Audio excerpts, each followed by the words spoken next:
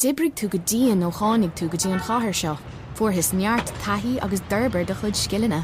I ngacháte éigean tú, fecinn tú rud éigean a chabhraigh tú a thógáil, ach inis tá tú ag féchant ar an todhchaí, agus beidir go bhfuil tú ag smaoinemh ar an áit as a dagan tú.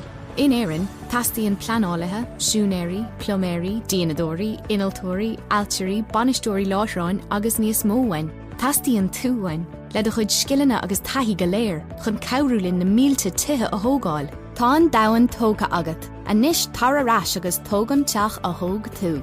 Tuile eolais ag gov.ie/Building Ireland. Teachtareacht ó Rialtas na hÉireann. How do more than 100 million Fortnite players join the battle without lag? AWS is how Epic Games scales up to keep them in the action. AWS powers next-level innovation for millions of businesses. Avoiding your unfinished home projects because you're not sure where to start? Thumbtack knows home so you don't have to. Don't know the difference between matte paint finish and satin? Or what that clunking sound from your dryer is? With Thumbtack, you don't have to be a home pro. You just have to hire one. You can hire top-rated pros, see price estimates, and read reviews all on the app. Download today. Welcome to Aran Island Discs, a podcast series where we talk to Irish people from different walks of life as they reflect on their own journeys.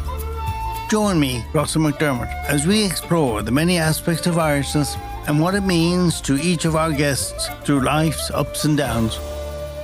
Redmond O'Donoghue, welcome to Aran Island Discs. Great to be here, Russell. Great to be here.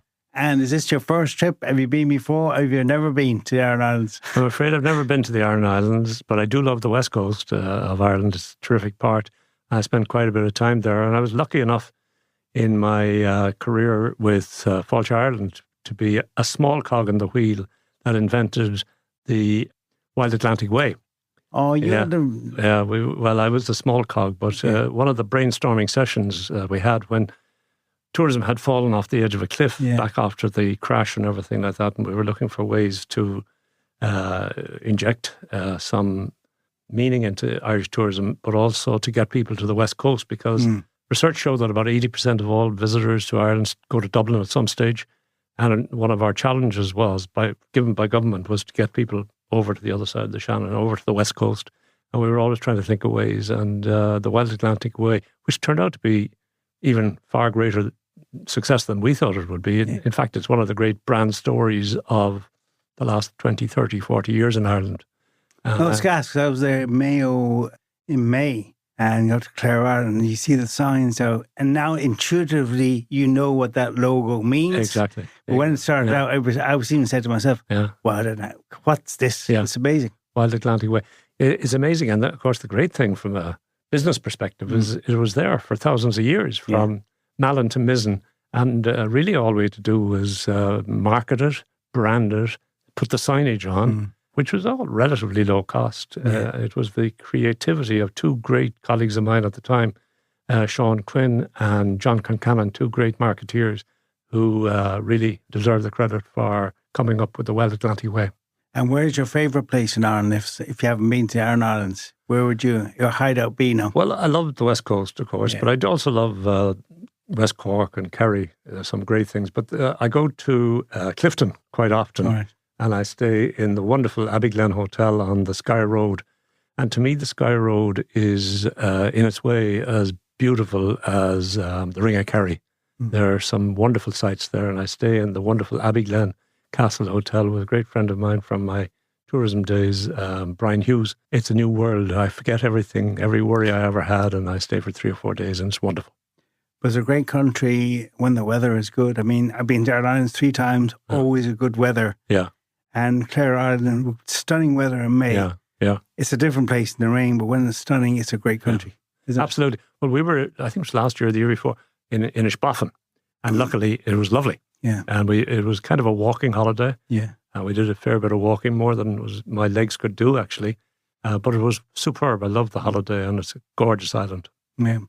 How do you describe yourself in the old days, in the passport, your occupation? Are you a businessman, a marketeer, a tennis player? Not the latter. Businessman probably would be the quickest way. And then if somebody wants to drill down, I would say, a lot of time in sales and marketing, But I suppose if I had a wish on my headstone when I'm gone to the great fairways in the skies, I would prefer to see businessman encapsulating all aspects of business, though I did have a lot of time in marketing. And how do you reflect on those years in business when you look back? Oh, Lord above, there were The good, the bad, the ugly? the bad, and it was a roller coaster. There were some great times, and there were some very, very difficult times, and both are character forming, to say the least. I would have preferred the script when there were the good times, but you have to work. But it's not like that. I mean, business isn't life like is that. not It's like not that. linear, and we learn that in hindsight. At the time, it always looks projections are bang bang. Absolutely. Every business goes through that, and you have to be able to weather that storm and come back smiling. One of the things I love about the tourism business is they're extraordinarily resilient people. And even in my time as chair of board of Fáilte and Fáilte Ireland, I think there were 5 existential crises, and the whole industry was nearly wiped out 5 times. But yet, every morning they'd come down to the breakfast table with a big smile on their faces and start again. And they did, and we came out of it. When I was made chair of Fáilte Ireland, it was just before the world collapsed at the downturn in 2008. And all of a sudden, we went from, I think it was 7.8 million overseas visitors to 5.8 million overnight almost. So that's an existential crisis. And we had to all rebuild the business. But, by 2012 or 13, I think it was, we were back up to 10 million. So it got done. And great tribute to all the people in the tourism industry for doing that. And how was that business in terms, you look at there's no heavy lifting, it's not manufacturing, there's no process. How did that compare to your previous experiences when you started out? And was it Ford? We were before Ford, Yeah. Ford was your biggest kind of... I was Ford for 17 years, so that was a big in part. Cork, though, you started out in Cork. In Cork for 13 years, and then I went on the sort of multinational thing, which took me to Britain, and I was in Bristol for about 2 years, and then from there to Madrid, Spain, which should have been for 2 or 3 years, but actually I had a career change after about 18 months, and that brought me back to Ireland, and in fact back to Waterford, where I had grown up, done all my schooling. So that was... you were born in Waterford? I was born in Cork. Born in Cork, but we went to Waterford. My dad was in the bank manager. We went to Waterford when I was 4. Okay. So I consider myself a Waterford man. And they a Dacia man, and they considered Brendan Boyer to be a Dacia man, even though he was 7 when he got there. So if he can be a Waterford man, I can be a Waterford man. Is Gilbert O'Sullivan a Waterford man? Most certainly is. Okay, So I think he's performing there sometimes. He could be, yeah. Yeah. And I met him in a restaurant in London, outside London somewhere, and everybody said, "That's Gilbert O'Sullivan." And I went over to him and I said, "I think there's a fair chance you and I are the only 2 Waterford men in this restaurant." Yeah. He carries it with pride. You know by him, he likes going back. It's part of his DNA, really. Oh, absolutely. Well, for the year... As only Dacia men can contain. Having been there for a while, working with Waterford United, once you cross that bridge, there's a DNA about... It's incredible. Absolutely. And to this day, the first page I open in the newspaper is to see how Waterford hurling team, our football team, did. Yeah. So they're still my... But did okay at the weekend. They did. They stayed up, They did indeed. And who I met the other day, quite by accident, was, maybe you're too young to remember, Tommy Taylor, who was goalkeeper in the great League of Ireland team that I think won 6 out of 8 League of Ireland championships in Ireland. He was on that. I met he's a little older than I am now, but I met him the other day and we had a great old chat about the old times. They had some great teams in the old days. Oh, wonderful. The Fitzgeralds, when you see Alfie, when you meet John. Alfie's written a book, has just came out. It came out last week or this week, And the Hales, the Codes, the Fitzgeralds. I was in school with some of the Fitzgeralds. Peter was a couple of classes ahead of me. And I have some wonderful memories of going to Kilcombe. I mean, the 1950s in Ireland. Yeah, Kilcombe Park. We thought it was heaven. Heaven. Greyhound track. Yeah. And I still have burning in my mind a match between Waterford and Shamrock Rovers, which was always the big league match. It wasn't a cup or anything, it was just league match. And Rovers were really riding high at that time. but Waterford always gave them a great run for their money. And I think with about 25 minutes to go, Rovers were leading 4-1. And Waterford eventually won 6-5. It was Roy of the Rover stuff. Still stuck in my head. And how did your trial go, Waterford? Did you make it? Did you make it? I did play a bit when I came to UCD, and I played soccer a bit in Dublin. I got a great kick out of it, all right. But no, I didn't get a try. But a few in the class went over to Arsenal as teenagers, over to United and so on, to see if they could make it. And what was your sport of choice then? Sport of choice really was tennis. Tennis was always big in my family. My mother had been a very good tennis player. My late wife was a very good tennis player, and I was a journeyman tennis player, but I got great joy out of it and played an awful lot of it growing up.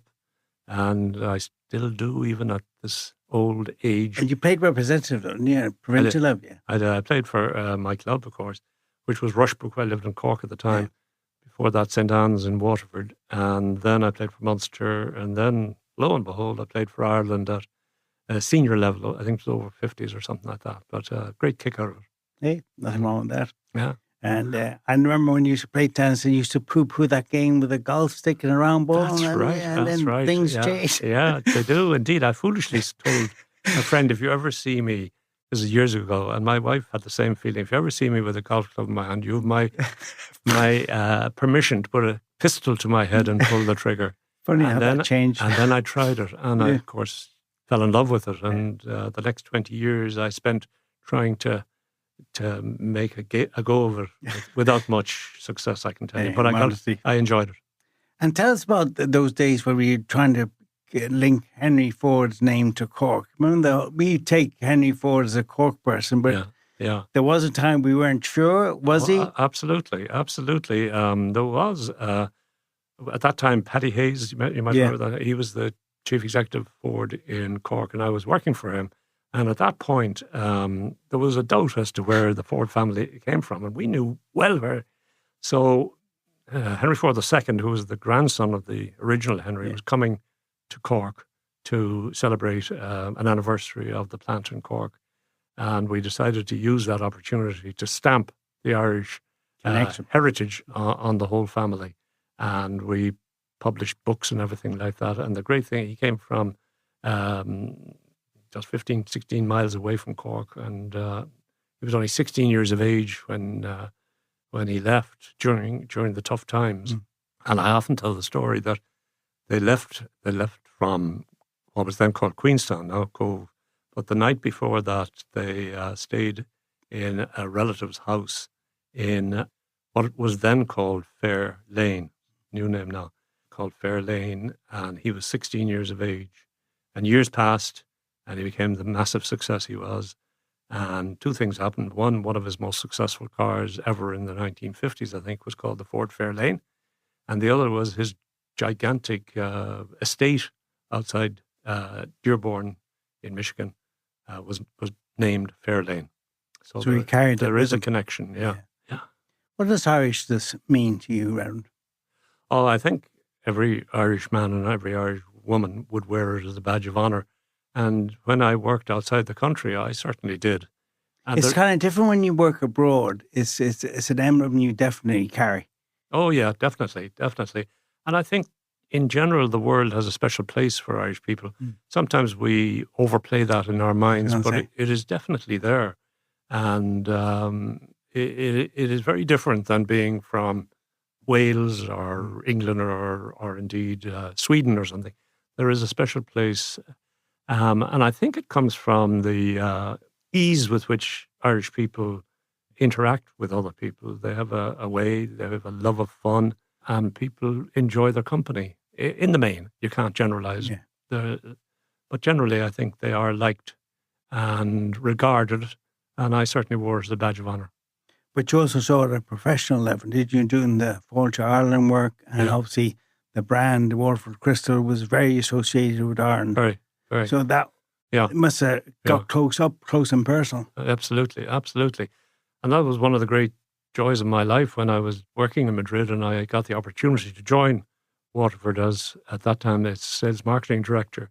And to come home, number one, which was what we always wanted to do. I wanted to kids who were very young then to go to school in Ireland, to come home to the land of to the county, the city of my upbringing, and to join an iconic Irish brand. I've often said it, there are only 5 truly international Irish brands: Kerrygold, Jameson, Guinness, of course, Bailey's, and Waterford. There are only 5 of them. The rest, even Ryanair, is European. Yeah. It's not worldwide. Probably will be someday. And they do a fantastic job. But that was a great thrill. And the other thrill was to be working in an international capacity. Before that, I was in charge of the sales of Ford cars in an area or region, or Spain, a country. But to be in charge of the sales and marketing of an iconic Irish brand throughout the world, particularly the big markets, was a wonderful experience. And to be led by a man who had made his name, he was the first major Irish international businessman, Tony O'Reilly. Oh, absolutely, yeah. I mean, we used to look up to him. We used to eat beans really because of him. You know what I mean? Well, I mentioned Kerrygold, and he was the man who created Kerrygold all those years ago, and then he led the consortium that acquired a controlling interest in Waterford Wedgwood, as it was then in 1990. And then I worked very closely with him for the next 25 years or something like that, which was a great thrill to see that brain working. And as we all Irish people know, he was a gifted person. Whether people liked him or not, that's up to them. But everyone knew he was gifted. He was a gifted rugby player. He was a gifted business person. He was a gifted raconteur. He could even play the bloody piano. He could. Yeah. Right. But he was also great company. When we worked very hard. But I think in the 20 odd years I worked with him, I don't ever remember having a big argument or fight. We may have disagreed here and there, but we didn't ever have a big selective fight. Memory, you think? Probably. God bless them. And to work for a brand like Waterford, Crystal, what did it mean to you, the people, and to see its ultimate sad demise through circumstances beyond everybody's control? Yeah. Well, as I say, I was very proud to do it, and I wanted to live up to the success of my predecessors who had taken this in the 50s from almost nothing to being such a success story, particularly in the US. And I wanted to live up to that. And for many years, people forget this because everybody remembers the tragic end of it. But there were some great years from about 92 or 93 till 2003. There were 10 great years when Waterford was very, very profitable, far and away the most profitable part of the Waterford Wedgwood group. And they were great years. But as I say, you don't get to write the script. And then roughly around the time of September 11, which had a very serious effect on luxury goods in the United States. I remember going, as soon as we were able to fly to America after September 11, maybe 2 or 3 weeks later, and I walked Fifth Avenue, and you could play seven-a-side football in all those glorious luxury goods retail outlets, the Gucci's and the Hermes, all those. There was just nobody in. And the whole luxury consumer products business took a huge dive. And that was probably the trigger, and Waterford kept struggling for the next few years, and we all know the tragic end, which was 2008-9, because the world hit. I was 50 years in business. I saw maybe 4 terrible downturns, but without question in my mind, the most awful one was the downturn of 2008-9, with banks failing, with governments all over the world bailing out banks, and that took enormous amounts of money. And that went on for 3 or 4 years. And sadly, Waterford just couldn't survive that. And you take these failures personally? I don't think I take it personally, but obviously I would have wished it to be very, very differently. I would have written the script very, very differently. I had retired from executive role in 2005, so I wasn't quite as intimately involved as 2000, when the real squeeze came in 2008. But I was still on the board at that time, and it was a disaster. Boost Mobile is now sending experts nationwide to deliver and set up customers' new phones. Wait, we're going on tour? We're delivering and setting up customers' phones. It's not a tour. Not with that attitude. Introducing Store to Door. Switch and get a new device with expert setup and delivery. Delivery available for select devices purchased at boostmobile.com. Dibrig tú go díon ó chánig tú go dtí an chathair seo. fuair his neart taithí agus d'urbair de chud scileanna. I ngacháte éigean tú, fecinn tú rud éige na chabhraigh tú a thógáil, ach inis tá tú ag féchant ar an todhchaí, agus beidir go bhfuil tú ag smaoinemh ar an áit as a dagan tú.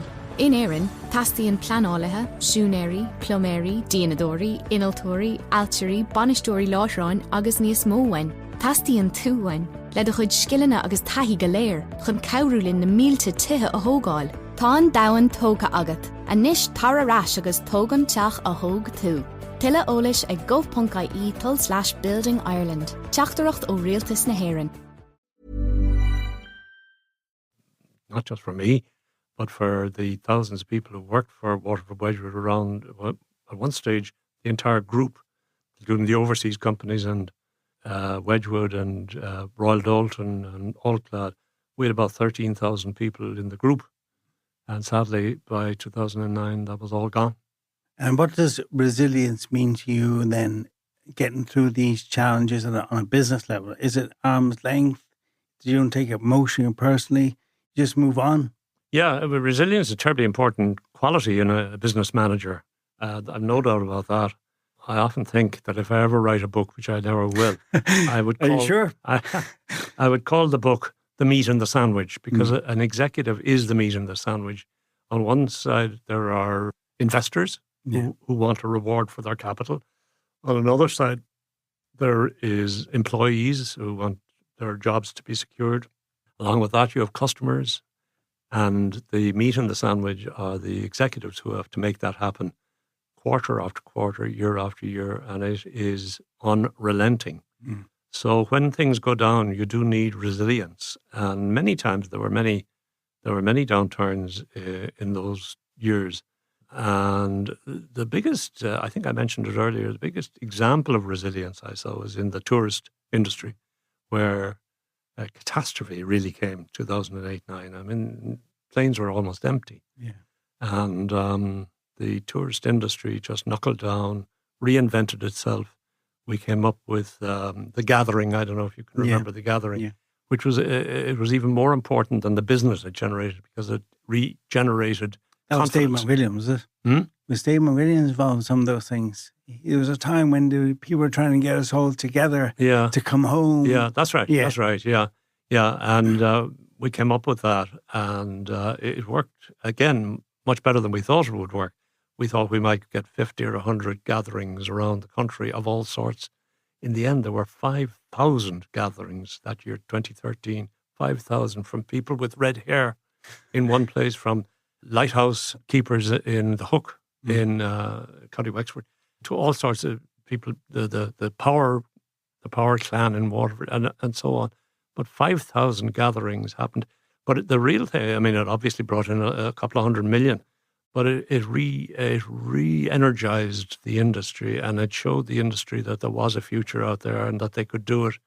And it also was great, I thought, because it was one of those programs that you don't get it very often, which was from the ground up. There were no grants, or very few anyway. There were no grants, because the first question you get when you have a new program in tourism is, what are the grants? What are the grants? The answer was, there are no grants. This is up to your creativity in every city, town, village, parish, all over the country. And some marvellous, magnificent creativity came out. And it was all ground up, not top down. And what is about Irishness? I know we're modern, I know we're literary geniuses, we claim. How would you describe Irishness, having done it the way you've done the brand, Borfalcha? Yeah. You met somebody you lived. Being Irish is what? I think being Irish is special. It's definitely very special. But do we overplay it? Do we think... We probably do a little bit, but there is a lot in what we think. There is a lot in what we think. Because in the UK, it's a different Irish than maybe in Spain and the US. And the US, exactly, yeah. It is a different... There's a different... but the British probably love the Irish more than the other way around. Yeah. I wonder why. But it is a special thing, I think. And I don't think we overplay it that much. And if there are any selfish, iconic moment you like to talk in the bar in Fitzwilliam of achievement you'd like to share of sporting? Oh gosh. I'm far too humble to Go on. There are a number of people I play tennis with in Fitzwilliam, and they're dying to know how good were you. You see, Yeah. and they How kind of, good were you, Redmond? they kind of circle the wagon. They're never asked direct question, but did you play Class 1, which was the gold standard in Dublin tennis and so on, which I did when I was in college here. But I was telling them one day when they were probing me, I said, did you ever hear of Sean Sorensen, who was Ireland's best tennis player at the time? A lovely guy I knew growing up. And they all heard of Sean and had high regard for him. Well, I said, I beat Sean. That's how good I was. The only trouble with the story, I said, is I was 25 and he was 11. It still counts him. Yeah, I still beat him. And for years I had the clipping from the Cork Examiner. Unfortunately, when I moved house, it got lost. But still true. Still true. Yeah. In terms of personal resilience, without trampling on your personal life, you had a few moments in your own personal life where it was tough. The passing of Anthea, who had motor neurons, which must be a dreadful... It's a dreadful disease. We all saw it with Charlie Bird. And Anthea probably was lucky, if you can say that, with motor neuron, that she was diagnosed in February of 2018 and she left us in November. So it was 1,000 days. It was, less. What's that, 9 months or something like that. So it was relatively short, but it's awful. It's an awful disease. And we saw all the great people who operate in the motor neuron disease, and we tried to be helpful to them. They asked for the files and so on. Of course, we gave those, and they tried to be helpful to us. But it is unfortunately a terminal disease, and sadly, she left us in 2018. Oh yeah, Joan Egan, I know, who was involved with River Dance for years. It was tough. Oh, it's tough. It was tough. And how would you dig deep? How would you get yourself through? You always strike me as a very upbeat. Well, you must be tough. I wasn't at that time, I can tell you. How could you be? That wasn't easy. My kids were terrific, and they came around me. Chris, and I think you may have met Lynn, but they were both very young when you met them. But they were terrific support to me. You just have to get on with it. I'm not a very good person at being on my own, and people were very nice, and they'd ask you out for supper or something. But then when you go home at 10 o'clock and you bang that door, it's a silent house, and that didn't sit easily on my shoulder. I found that very difficult. Yeah, it's easier said than done. Just phone me up and go out for dinner. It's hard to dig yourself in. It is. Then I was very lucky. I re-met Val, my current wife, Val Bresnahan, who I'd known when I was in UCD in 1962, and I had taken Val out, as you did in the 1960s. We went to the movies, and I'd taken her out 2 or 3 times. I even remembered the movie, which she didn't. So we got reacquainted, and lo and behold, we remarried in 2020, and we've been together ever since. And it has given me a new life. I sold in Waterford my house. She sold her house, which was in Stillorgan, and we've downsized to a what do we call it? An apartment in off Morehampton Road. A penthouse, I heard. No. But you're back to Dublin. You went to college in UCD, didn't you? Went to college in UCD, yeah. I can't believe that. Waterford, Cork man come to Dublin to learn. That's right. The funny thing about Waterford, it always looked much more towards Dublin than it did towards Cork, even though Cork was, before motorways, Cork was fractionally nearer. Yeah. But I always found that strange. I think it was the rugby matches and the soccer matches and the Gaelic matches. Everyone kind of came to Dublin for All-Irelands, and not that Waterford was in Actually, you're talking to one of the very few Waterford men alive who saw Waterford win an All-Ireland in 1959. Wow. Well, I have to be honest, I saw the drawn match. There was a replay, and Waterford beat Kilkenny in the replay. But I count myself as one of the few who has seen Waterford win an All-Ireland, and I hope I'll see it again before I go. You will. Yeah. And if you met people now who are thinking going into business, you recommend it as a way of life? Oh gosh, I would. Yeah. It's changed an awful lot since my time, of course, and all this AI and ChatGPT, all this sort of stuff is totally. Do you ChatGPT? Do you? I do.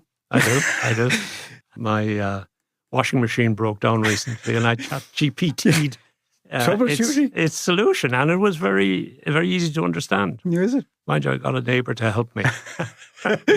But it is good. Yeah, no, I mean, obviously, business evolves all the time, as it should do. But I've heard you mention this thing, the sigmoid curve. Sigmoid curve. Yeah. I found that fascinating because that is what life is all. That sums up what life is all about, isn't it? The older you get, the more sigmoid curve you feel. Absolutely. And Explain that. Well, I'll tell you a little story. I happened to be sitting next in Waterford, black tie dinner, sitting next to Alex Ferguson when he was at the peak of his career. And he came to Waterford. There's a great tie between Waterford and Man United. Shea Brennan would have had a lot to do with that. And he came over and he was meant to be sitting next to the Taoiseach. Right. The Taoiseach got marooned. The company or the government jet, the government jet couldn't leave Cork, and I became Taoiseach for a night. So I had a great time sitting next to Sir Alex, but I also used the sigmoid curve, as you ask about it, in my remarks introducing him. And the sigmoid curve is a very simple concept in business that says that everything in life, whether it's business or football or any sport or love affairs, there is a cycle and things go up and things go down. Simple. And the sigmoid curve really says that in business, the time to make a step change is not when things are at their peak or on the way down. It's when they're on the way up, because that's when you have your best opportunity.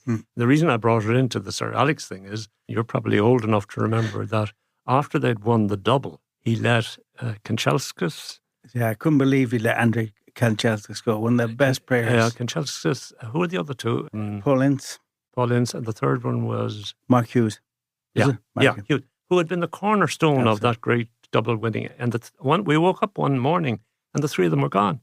And we all said, is he gone mad? Is he gone mad? Yeah. And a year later, they had the treble. Yeah. So he did exactly what the sigmoid curve calls for. But people don't realise that when you're in a high in business, people don't realise that's the time to... Absolutely, the time to invest. And the thing in a public company where you have shareholders, as I was talking about, everybody wants more. Yeah. And it's very hard to say, we're going to ring fence this now because we have to. Actually, the Irish government is doing it a bit with the windfall from the corporate taxes. Yeah. And there are these rainy day funds, which is very wise. Maybe there should be more in them, but it's very, very wise to do it. And I applaud them. But you should be doing the same in business and ready to invest, not when it has to be done, but when you have the wherewithal to do it. Yeah. And if you're looking at Crystal now, there's no place for something like Waterford Crystal in today's type Scandinavian lifestyle. Like brands do it in their own inert way, move on as well, don't they? They do. And I think I said a little earlier, in the world of branding, you have to reinvent yourself all the time. And we started reinventing Waterford. Not everybody applauded it in the 90s and 2000, in the 90s particularly, where we tried to make it younger, more modern. We created a sub-brand called Mickie by Waterford because we could see that sophisticated people were going to say, I wouldn't drink wine out of a heavily cut goblet. Some people would. And as a consequence, we brought in a very clear-cut. We called it Mickie by Waterford to allow people to see that it's a different thing. It also wasn't made in Waterford. It was made in mainly in continental Europe. And it was a very, very quick success. It became a $35 million business, which is a lot in our industry, in maybe 2 years or so, which was terrific. And that appealed. We also invented John Rocha, which is another look. Yeah. And even though he existed, he absolutely existed, and a great character and a genius at design, which was a very successful sub-brand as well. So you have to keep doing that. So I wouldn't agree, Ross, that there's no future. There's no future for the owners of Waterford now if they don't adapt and change and reinvent themselves all the time. But you have a wonderful brand that's 200 years old if you go back to its original foundation, which is very well known, and you can build on that. Did you invent Mondeo Man, did you? Sorry? Did you invent Mondeo Man? Mondeo Man. Oh, Mondeo Man. Oh, yes, yeah. I didn't invent Mondeo Man. I didn't even invent Mondeo, but I sold Mondeos and a great car was. But Ford had that perception as well, which they try to shake off by going to a world of rallying and things like that to be even more dynamic, more youthful, more energetic. Yeah, and to my surprise and horror, Ford dropped out of motorsport after some great successes. Just talking that, there was hardly a weekend that the Ford Escort didn't win, and maybe it was 1, 2, and 3 in every rally that took place. Yeah. And it became iconic, and the market share in Ireland for the Escort alone at one stage was sort of 12-13%.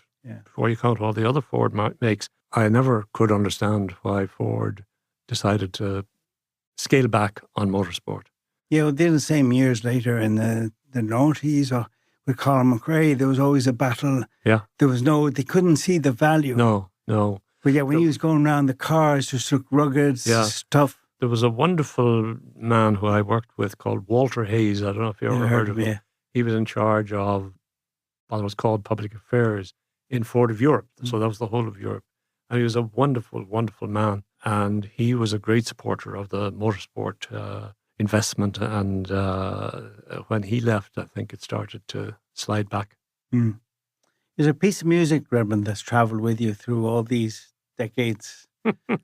Through thick and thin, as they say. Loads of pieces of music. I love music. I'm not musical, but I love music. And you wouldn't play the duet with Tony O'Reilly? No. Okay. No, I wouldn't. Loads of pieces of music that have resonance for me. But I think if I had to pick one, which you're putting me on the mark pick 2 or 3. Yeah, I would pick Bridge Over Troubled Water, because first of all, it's a beautiful song. Simon Garfunkel did a great job with it. And in a minute, I might tell you a little vignette about that. It's a wonderful piece of music, but also the image of the troubled water, which is the trouble, and the image of the bridge going over it, which is the solution to the trouble, or the resilience, to go back to your question, had a psychological impact on me. And I think it is a wonderful piece of music. But the story is told that, am I allowed to use bad language on? Well, yes. Yeah. Go ahead. The story is told that on the first occasion Bridge Over Troubled Water was ever sung was in Madison Square Gardens, and Simon Garfunkel sang it. And the place went bananas. The whole full house, Madison Square Gardens, standing applause, and he had to do an encore. He had a second encore and a third encore, and the place was still going wild. And Paul Simon was to be seen behind the curtain, kicking the wall, saying, "I wrote the fucking thing." I'm not sure if it's true, but it may be apocryphal, but it sounds as if it could have been. Yeah. And a quote that travelled with you? A quotation, some words from someone?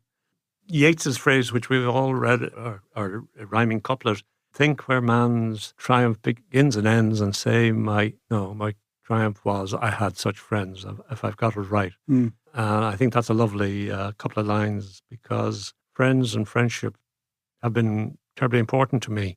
And I still hold very dear friends I had when I was a teenager. Wow. And early 20s and all that sort of thing. A lot of them came to me through sport. Some even in my time in Madrid when I first met you. But friends and friendship are Dibrig tú go díon ó chánig tú go dtí an chathair seo, fuair his neart taithí agus d'urbair de chud scileanna. I ngacháte éigean tú, fecinn tú rud éige na chabhraigh tú a thógáil, ach inis tá tú ag féchant ar an todhchaí, agus beidir go bhfuil tú ag smaoinemh ar an áit as a dagan tú.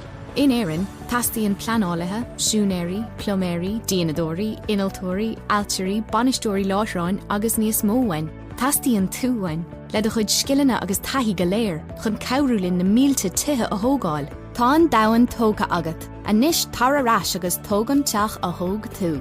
Tuile eolais ag gov.ie/Building Ireland. Teachtareacht ó rialtas na hÉireann. Why choose a Sleep Number smart bed? Can I make my site softer? Can I make my site firmer? Can we sleep cooler? Sleep Number does that. Cools up to 8 times faster and lets you choose your ideal comfort on either side. Your Sleep Number setting. Enjoy personalized comfort for better sleep night after night. It's our Black Friday sale. Recharge this season with a bundle of cozy, soothing comfort. Now only $17.99 for our C2 mattress and base, plus free premium delivery. Prices higher in Alaska and Hawaii. Check it out at a Sleep Number store or sleepnumber.com today. Are really important. And become more valuable the longer you go on. Absolutely. The older you get. You sit there and reflect back. We were all brilliant when we were younger. But, That's right. Yeah. And golf. Tell us about golf and Ireland. I mean, when you used to give out about golf, you were tennis mad. Then golf became. Yeah, I became as everybody does that takes up a golf club. They become fascinated. When the Ryder Cup came, golf became huge. And then through my role in Boardfalch initially, and then Falch Ireland, as chair of both of them at one stage or another, I got very close to it. There was the Ryder Cup in the K Club, and we were involved with that. And that was all started was it 99 or something like that? Yeah, I went out with, I was with a couple of people who were negotiating with John O'Reilly at the time to get the vote in Valderrama in 97, was it? Was it that far back? 97, and it came in 2006. It should have been. It was 95. 2005 it should have been, but because of 9/11 it went back a year. And we were very closely involved in that. And then I became John Tracy, John phoned me up one wet day. I was driving to a wedding in Limerick, and the phone went, and it was John Tracy. From Villierstown in Waterford. And he asked me, he said, look, there's work to be done in golf. There are two organisations, women's and men's, and long term, that shouldn't be. And he asked me to see what I could do. And I put a lot of time and work into it with some fabulous people in both the what was it called in those days? CGI.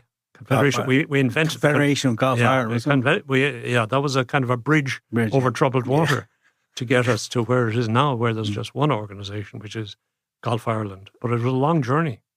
I think that phone call came maybe 12 or 15 years ago.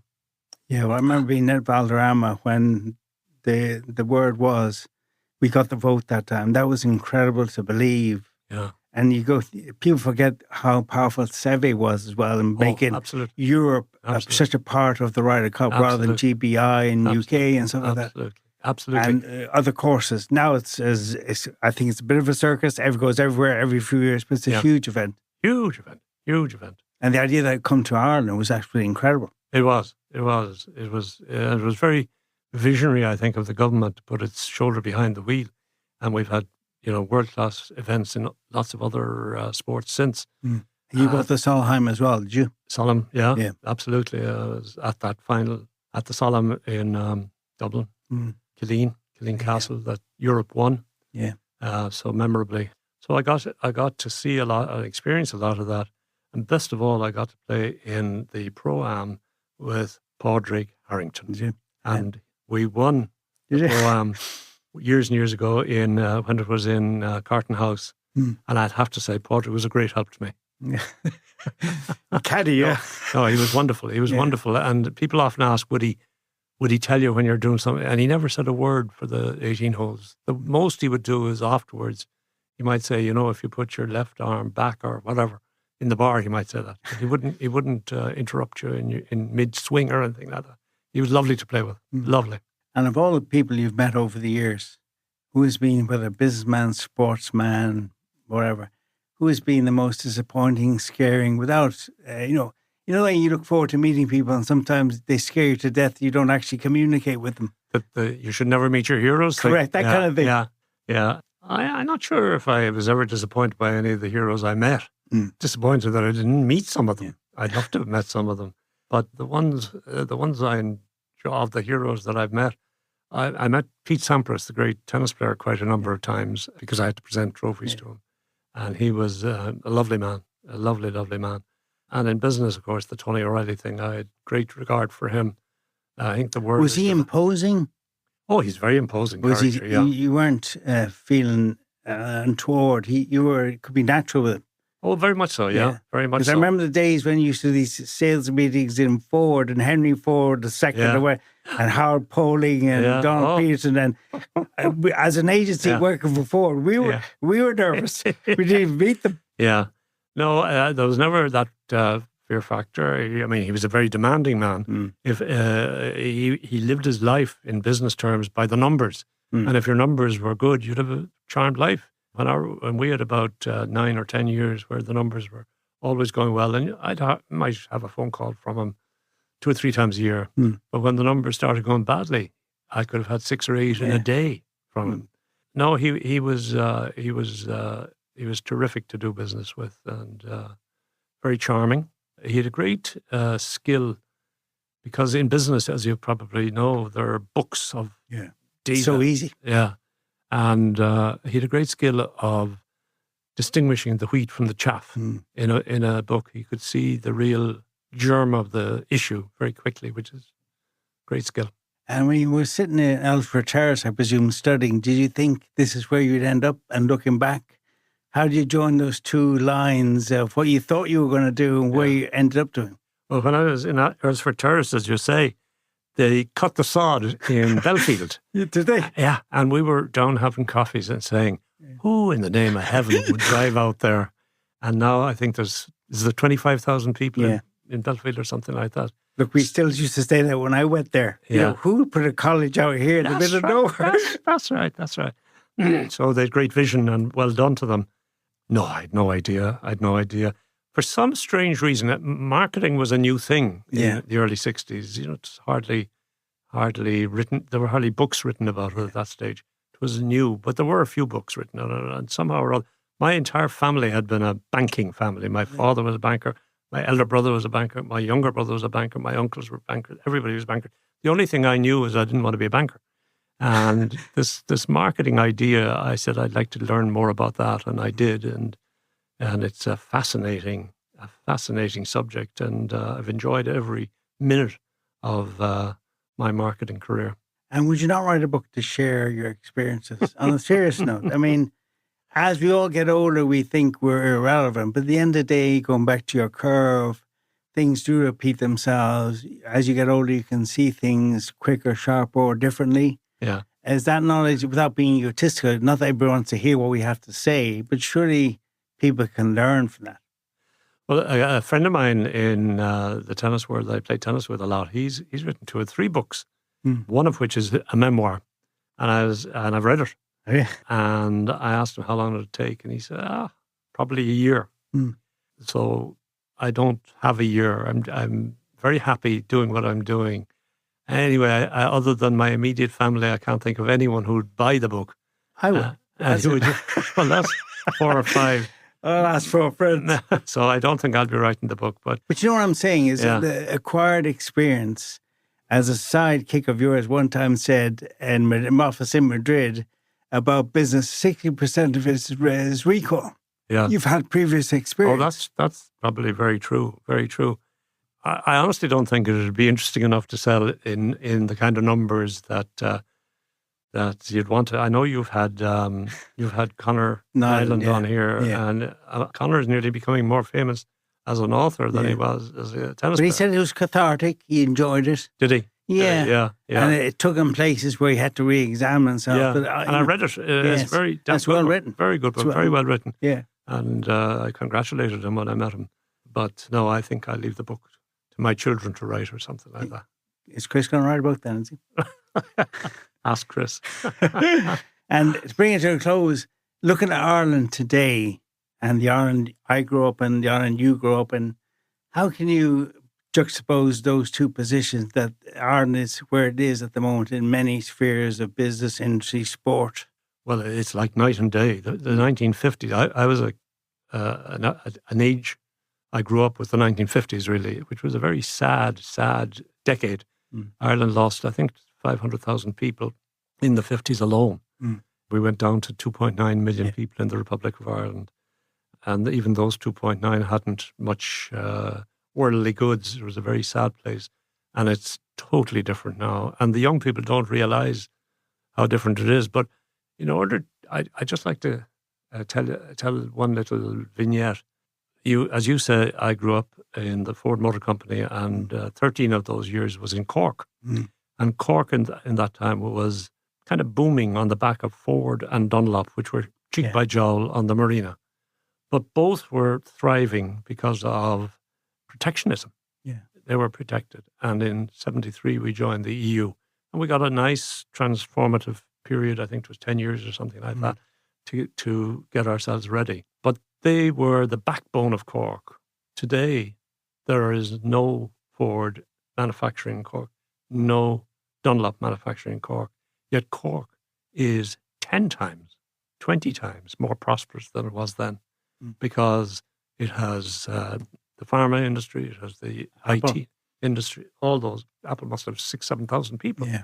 And it is far more secure. So what does that mean? To me, that means, number one, joining the EU, or EEC as it was then, was absolutely the right thing to do. And I'm a great believer in the EU, warts and all. And there are a lot of warts.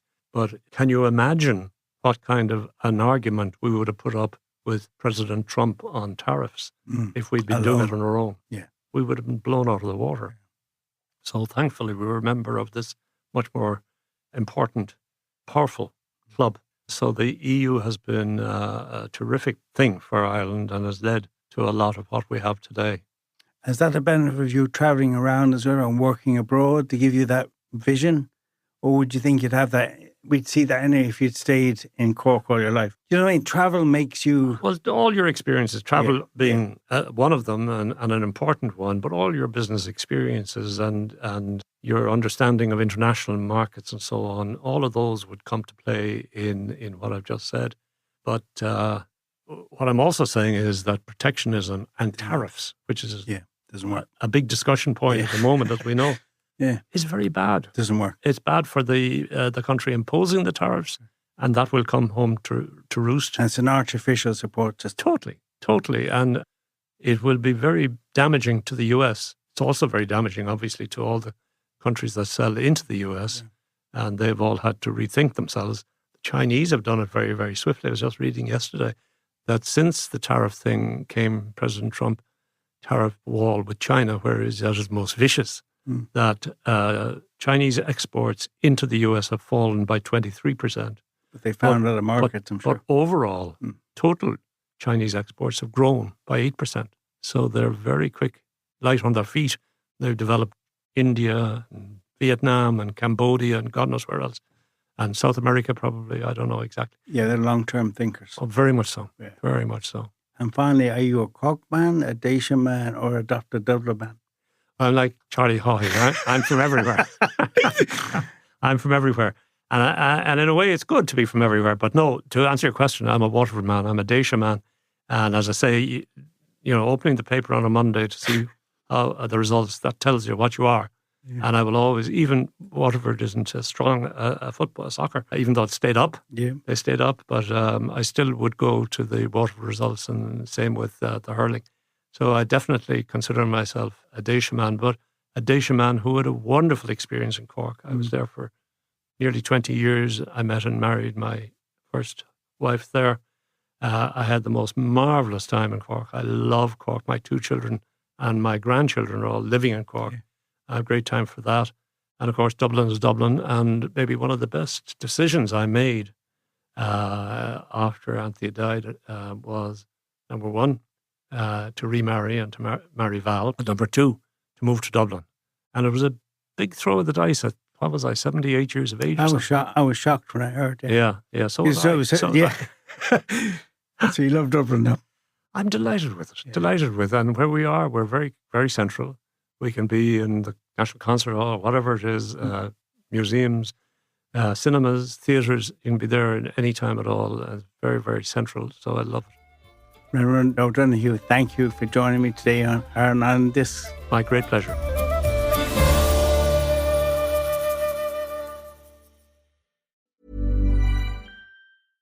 Hi, this is Robert Mays from The Athletic. This time of year always gets busy, but that's when having Peloton in my life really makes a difference. The new Peloton Cross-Training Tread Plus, powered by Peloton IQ, helps me fit in great workouts no matter what's on my schedule. It's Peloton's most advanced equipment yet, giving you real-time guidance and endless ways to move. Peloton IQ plans your workouts, tracks your progress, and corrects your form so you can train smarter and make the most of your time. Let yourself run, lift, flex, push, and go. Explore the new Peloton Cross-Training Tread Plus at onepeloton.com. 300 sensors. Over 1 million data points per second. How does F1 update their fans with every stat in real time? AWS is how. From fastest laps to strategy calls, AWS puts fans in the pit. It's not just racing, it's data-driven innovation at 200 miles per hour. AWS is how leading businesses power next-level innovation. Why choose a Sleep Number smart bed? Can I make my site softer? Can I make my site firmer? Can we sleep cooler? Sleep Number does that. Cools up to 8 times faster and lets you choose your ideal comfort on either side. Your Sleep Number setting. Enjoy personalized comfort for better sleep night after night. It's our Black Friday sale. Recharge this season with a bundle of cozy, soothing comfort. Now only $17.99 for our C2 mattress and base, plus free premium delivery. Prices higher in Alaska and Hawaii. Check it out at a Sleep Number store or sleepnumber.com today.